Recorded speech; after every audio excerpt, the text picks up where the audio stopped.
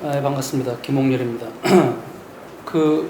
나와 있는 것처럼 현재 미래학회 편집위원을 하고 있고요. 전공은 사회학입니다. 그래서 오늘 주제가 이제 불평등인데, 불평등에 관한 사회학적 분석이랄까? 이런 얘기를 좀 하고 싶어요. 지금 아시겠지만 우리 사회에 여러 가지 많은 문제점들이 있습니다. 대표적인 게 현재 가장 이슈된 것 중에 하나가 이제 부동산 문제라는 것들. 그리고 코로나 이후에 경제적 어려움 되게 크고 있고, 또 젊은 세대 당연히 일자리 문제 이런 것들 되게 중요한데, 플랫폼 노동이라고 하는 포장하긴 되게 좋은데 현실적으로는 되게 힘든.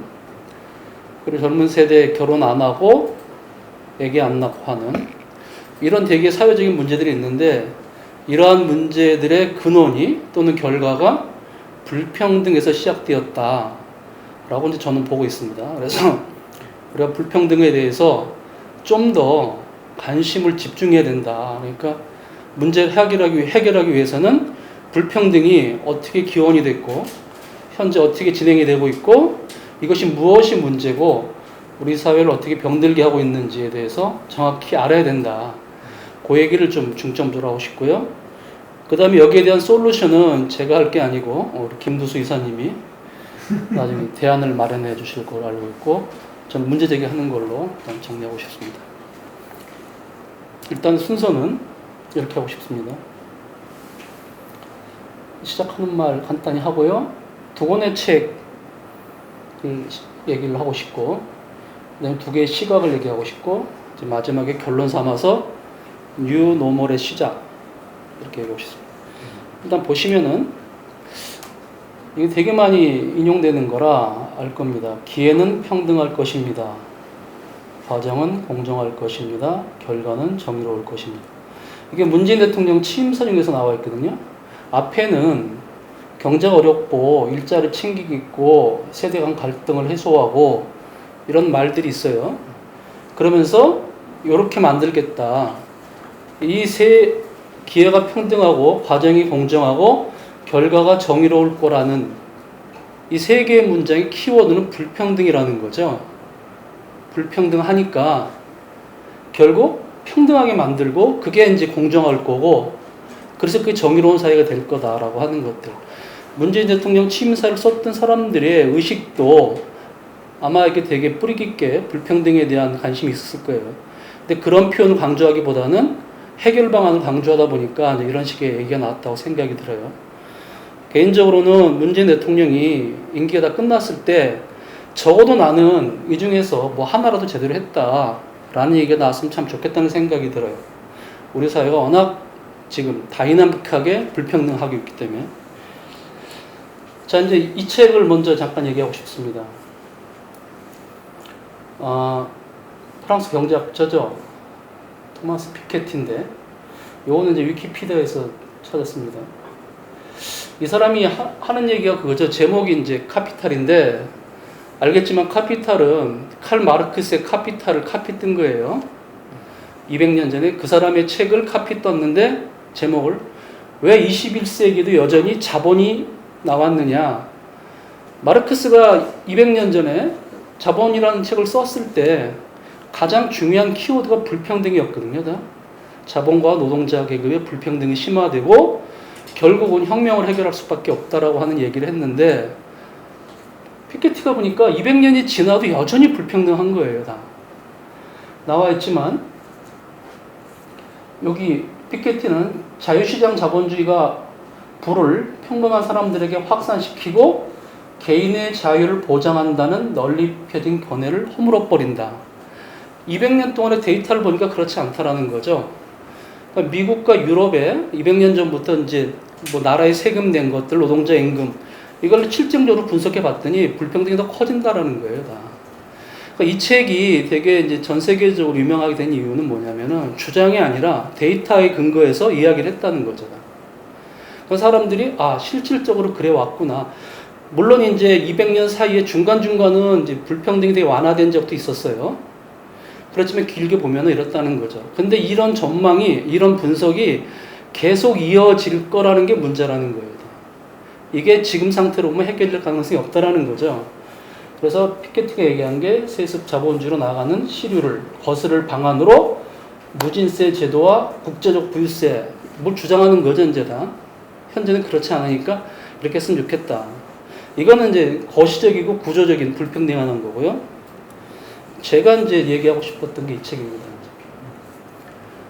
이거 서강대 교수가, 사회학과 교수가 쓴 책인데, 잠깐 읽어보시면은요, 마르크스와 같은 지식인들이 주도한 혁명의 시대 이후에 오랜만에 전 세계 출판 시장을 뒤흔들었던 토마 피케티의 21세기 자본은 자본가와 노동자 간의 불평등이 커지고 있다라는 주장인데, 이 사람은 여기에 하나 더 붙여서 한국 사회에서는 한 세대와 다른 세대들 간의 불평등이 커지고 있다.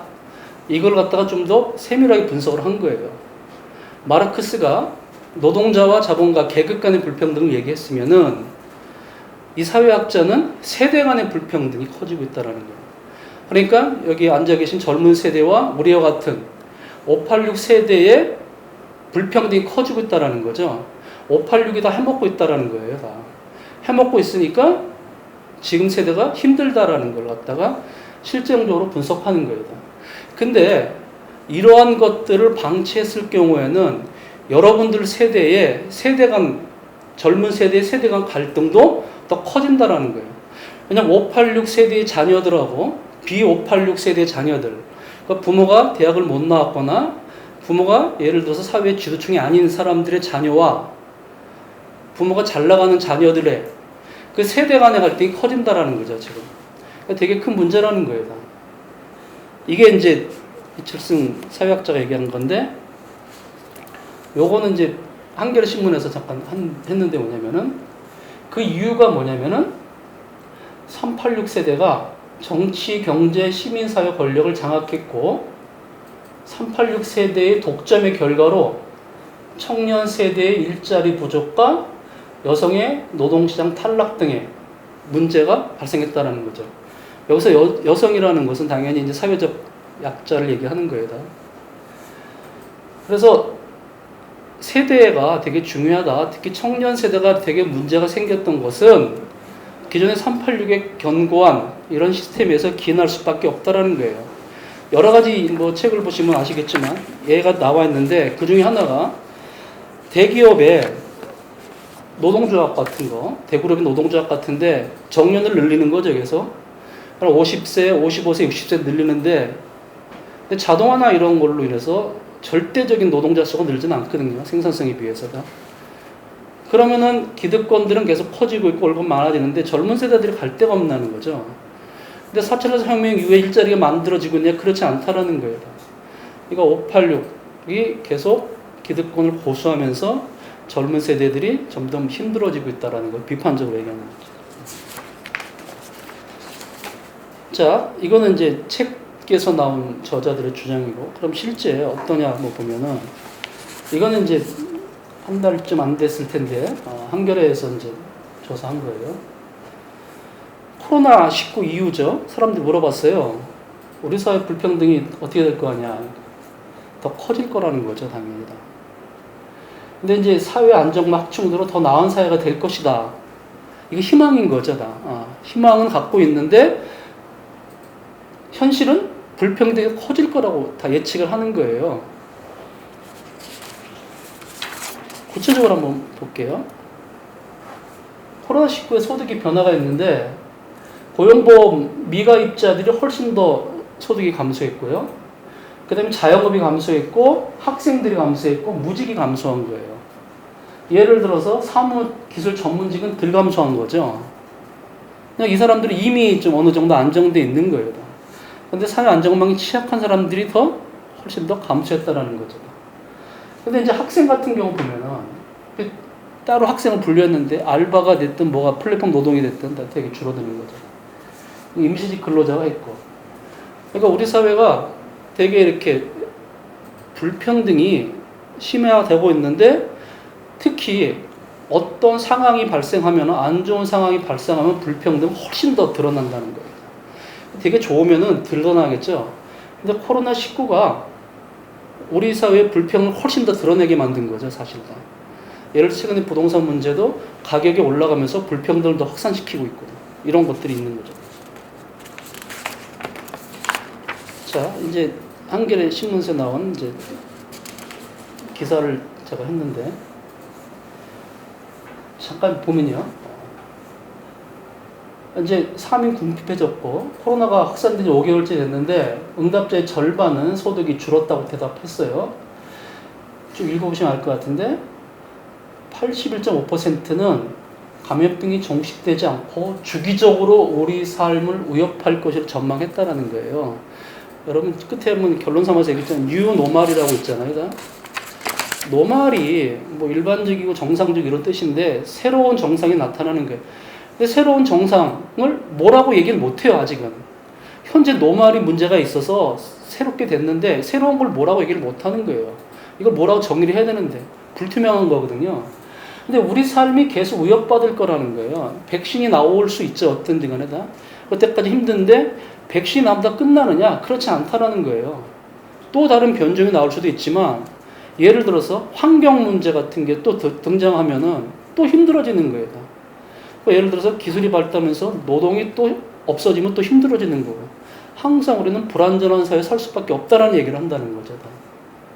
근데 여기서 결론은 이거예요. 근데 코로나19 우리가 국가에서 주는 돈 받았잖아요. 그리고 방역 체계가 잘 돼서 이제 다른 나라에서도 좋은 얘기 듣고 우리나라도 괜찮다고 했잖아요. 믿을 것은 국가뿐이 없다라는 생각이 사람들이 있다라는 거죠. 공적 기구들이라는 게. 그러니까 유일하게 지금 국가가 그나마 대안으로 떠오른 거예요. 자, 여기까지 하고 잠깐 다른 얘기 한번 해볼까요? 이거는 대통령 직속의 4차 산업혁명위원회에서 나온 거예요. 옆에 있는 거 보면은 보고서에 빨간 거 보시면 우리나라 밀레니엄 세대는 경제에 대해서는 13%가 정치 사회에 대해서는 16%만이 더 나아질 거라고 응답했다라는 거예요. 4차 산업혁명위원회 권고안에서도. 그러면서 사람이 가장 중요한 문제가 일자리 문제가 있다. 일자리가 미래에도 일자리가 되게 불안전한 이런 불안감이 있다라고 얘기를 하는 거죠. 근데 여기는 이제 4차 산업혁명위원회라 기본적으로 세대 간 갈등 이런 언급되어 있지 않았어요. 그러니까 이제 정부가 만약에 국가가 예를 들어서 단순히 일자리 문제라고 생각한다고 한다면은 불평등에 대한 본질을 놓친다고 한다는 거죠. 가장 중요한 것은 세대 간 불평등. 불평등의 심화가 계속 가능성이 있는데 여기에 포커스를 맞추지 못하고 일자리만 언급한다고 하면은 본질을 회피할 수 있다라는 얘기를 하고 싶었어요. 그러니까 4차 산업혁명위원회에서 이런 그림들이 보통 나와요. 국민 눈높이에 맞는 양질의 일자리 창출이 목표도 하고 그렇게 하다 보니까 뭐 사회 혁신이 필요하고 AI가 필요하고 뭐 이런 얘기들이 쭉 나오는 거죠. 다 좋아요. 이렇게 일자리 만들어야 되겠죠. 다. 가장 중요한 것은 우리가 불평등에 대한 본질에 대해서 계속 집착을 해야 되는 거예요. 오히려 다. 그리고 그런 것들이 소멸이 됐을 때 불평등이 훨씬 더 완화됐을 때 그때 같이 논의를 해야 되는 것들인데 잘못해서 단순히 일자리 문제다 생각하면 안 된다는 거죠. 자, 이제 제 얘기는 이제 끝나가는데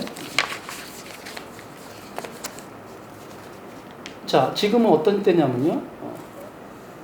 일상에 우리가 정상적이라고 하는 일상적인 것들이 붕괴되고 있어요. 근데 아직 새로운 날은 오지 않은 거죠, 지금 다. 그러니까 비정상이 일상화됐고 불평등이 심화되고 있는 게 지금 현실이라는 거예요. 근데 여기서 이제 가장 중요한 게 아까 나왔지만 믿을 것은 시장이 아니었던 거예요. 그러니까 우리는 이제 사람마다 결론은 다를 수 있지만 시장에 맡겨두면 모든 게 잘 된다. 예를 들어 시장은 자율적이고 수요와 공급의 법칙에 의해서 합리적인 결정을 내릴 거다. 이런 생각들을 많이 해왔다는 거죠. 시장의 자율성을 맡기면 모든 것이 해결될 거라고 200년 동안 믿고 왔는데 불평등이 심화됐다는 거예요. 그리고 우리 지금도 이번에 지금 몇 개월 사이에 시장이 우리한테 해준 게 별로 없는 거예요. 자본주의가 다. 근데 유일하게 대안은 아니다 하더라도 우리의 보호막이 될 수 있었다는 것은 국가라는 거죠. 재난지원금도 줬고 방역 체계를 튼튼하게 했어요. 외국 사람들이 못 들어오게 공항에서 막기 시작했거든. 그러니까 국가가 우리를 덜 불안하게 한다는 거죠. 다. 그렇게 된다고 한다면은 주체로서의 국가가 있고 국가가 어떤 주체로서 불평등을 완화시킬 수 있는 주체로서 국가는 더 중요할 가능성이 되게 많다라는 거예요. 다. 근데 국가 자체는 그렇죠? 어떤 행위를 통해서 해야 되는데 그건 정치라는 거죠. 정치가 정말 다시 중요한 순간이 온 거예요. 이제 전부 다. 정치를 통해서 국가가 어떤 활동을 하잖아요. 행정부도 움직이고 하는 것들 다. 그래서 정치가 제대로 돌아가야 되는 가장 중요한 시점이 온 거예요. 이 불평등을 해결하기 위해서라도. 다시 노말로 들어가야 되는 과정 속에 있다라는 거죠. 다. 그래서 제가 하는 얘기는 여기까지입니다. 그러니까 우리 사회가 만약에 불평등을 이런 상태로 계속 유지하게 된다고 한다면은 사람들은 이제 불만이 생길 수밖에 없고 불만이 쌓였는데 불만을 해결하지 못하면 사회에 큰 불안 요소가 돼요. 그럼 더 이상 사회적 합의 같은 게 안 되는 거죠. 젊은 사람들은 어떻게 저항을 해요? 애를 안 낳는 거죠. 결혼을 안 하는 거죠.